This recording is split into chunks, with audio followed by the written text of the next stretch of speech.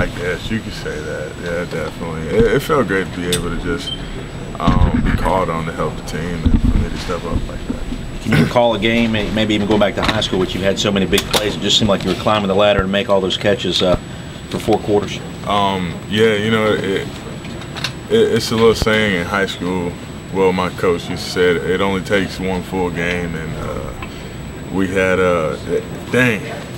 like looking back on it now, it was against a crosstown rival. My school hadn't beaten them in over 20 or 30 years. It was my junior year, and I put together a full game. Had what was it, like 8 catches, 164 yards, and a touchdown.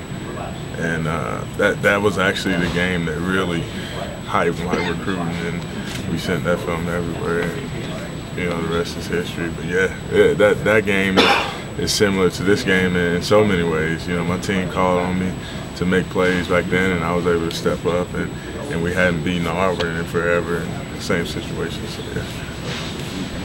Dwayne, obviously you want to win them all, but how much added significance does this game take on just because of the division rival thing and it being the first game and not really wanting to get behind the 8 ball early? Oh man, it's huge. It's huge. You know, starting ACC play, everybody want to get off to a fresh start, and it's like some other people have been saying, like maybe it's the start of the season, but it's the start of division play. That's what it is for us, and we want to get ahead and really be in the driver's seat to Charlotte. You know.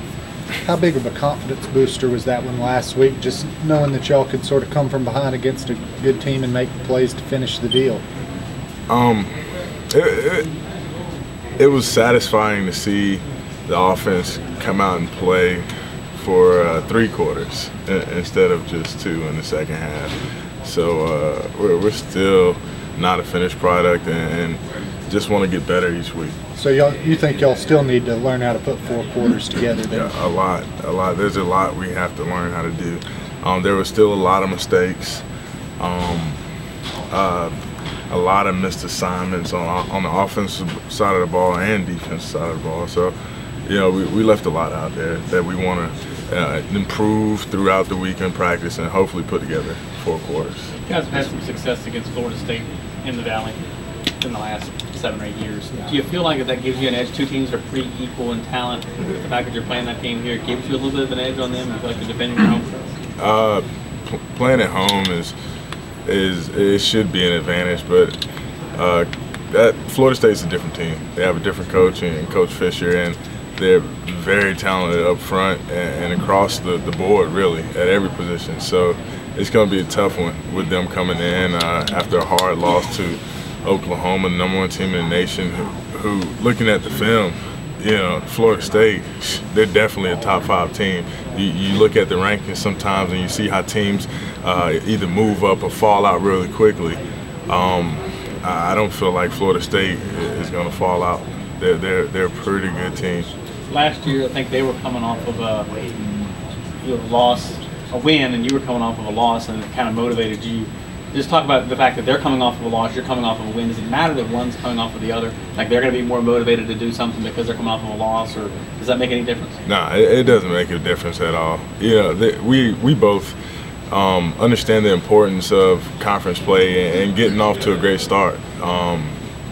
You know, a win for both teams could, you know, change how conference play go necessarily, because with us having Virginia Tech next, a win against Florida State would give us a confidence boost going into a hostile environment at Virginia Tech. And I'm not sure about Florida State's schedule, but a win at Clemson on the road would give them that boost they need to get back on track and finish the season the way they want it. It was the last year's loss in Tallahassee. Is that one that stuck with you guys for a while? I mean, a lot of missed opportunities, it seemed like, and then the losing on the field goal at the gun. There were a lot of losses last year, so they all stuck with us. But we felt like we played Florida State pretty hard last year, and you know, they were the better team, and they came out with the W.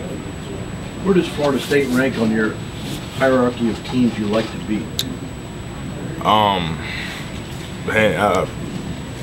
They're the next game. You know, it's like I said, I definitely feel like their ranking was not far-fetched. Their preseason ranking, they are a top 5 team, and they displayed that the other night with their showing against Oklahoma. So I ranked them number 1 as far as teams I want to beat because they're the next game. They're the next game.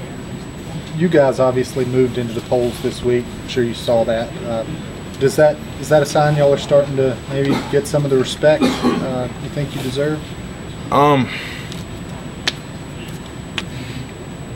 Maybe. Yeah, I really don't look too much into that. I appreciate whoever voted for us to get up in there. That's nice, but we're about winning games. That's it. Does this new offense keep everybody happy? I mean, you got yours, Sammy got his, Hopkins got his. It seems like there's enough balls to go around that everybody can kind of come out with a good feeling that they did their part because you're running so many plays. I said before the season that there's so many playmakers on this team, and this offense, because of the high count, the high play count, is able to spread the ball around a lot. So there necessarily doesn't have to be one guy. A lot of guys can touch the ball. Like I don't know how many different guys touched the ball this weekend, but yeah, this offense does keep a lot of guys happy and satisfied that they're doing their part. Given how you guys rallied against Auburn, down 21-7, you came back and made an impressive statement against a very good team. Do you feel like that maybe the offense's team grew up a little bit? We really haven't seen that in a long time. Do you feel like you guys grew up some? Yeah, we're getting better week by week, and it's the improvement at different positions in the offense that's really impressing me the most. You know, Taj Boyd week 1 to week 3. Urban Meyer said it best. He's just a different quarterback, and he's improving each week, and it really shows in the way that he comes to practice, in the way that the wide receivers practice, the offensive line, and tight ends, and so forth. So it starts with practice and ends with practice. We got to have a great week of preparation. Can you also talk about the home field advantage? Because it just seemed like the atmosphere Saturday made a difference, especially when Auburn had the ball late in that football game. How big of a deal is that from a player perspective to have that kind of crowd behind you and as loud as they were? Man, well, I mean, I can't really. Offensively, we don't really have an advantage. But defensively, those guys, that whenever you're on offense and you can't hear the snap count, those defensive ends, those defensive linemen, there's no advantage. That's what the snap count is used for. You use it to have an advantage over the defense, and whenever you're not able to use that, then the offense is at a disadvantage because those defensive guys revved it up and came off the ball this weekend. When you say he's a different quarterback from the guy he was in week 1, how would that resonate? I mean, if I were around you guys every day, what would I see in the way he's acting or executing or whatever that's so different? I mean, nothing different from the way that he acts, because Taj's going to act like Taj, but just his execution, the way he prepared, whenever he's on the field, his decision making, being able to check the ball down, against a Wofford team who dropped back so much, he didn't hit many checkdowns, but you come back in the Auburn game and he hit the check down quite a bit, so it just shows that he's improving. Was that just a matter of him getting comfortable out there as the starting quarterback? Oh yeah. He's a sophomore quarterback, but he didn't have freshman year experience. He didn't touch the field much at all last year, so I'm proud of him in the way that he used the first 2 games to really gain some experience and get comfortable in the backfield. Does that really open up the potential for this offense now that he seems to have really grown into his role? Oh yes. Completing third down and staying on the field is what this offense is all about. And whenever the quarterback is comfortable enough to sit back there and place the ball in playmakers' hands, that's going to improve not only his confidence but the offense. We're going to continue to get better. What has Sammy shown you in the first 3 weeks? Obviously, real impressive debut. I think Coach Swain mentioned that there's not much he can improve on. Man. Yeah, don't let Sammy hear that, because he understands and knows that there's always something that he can get better at.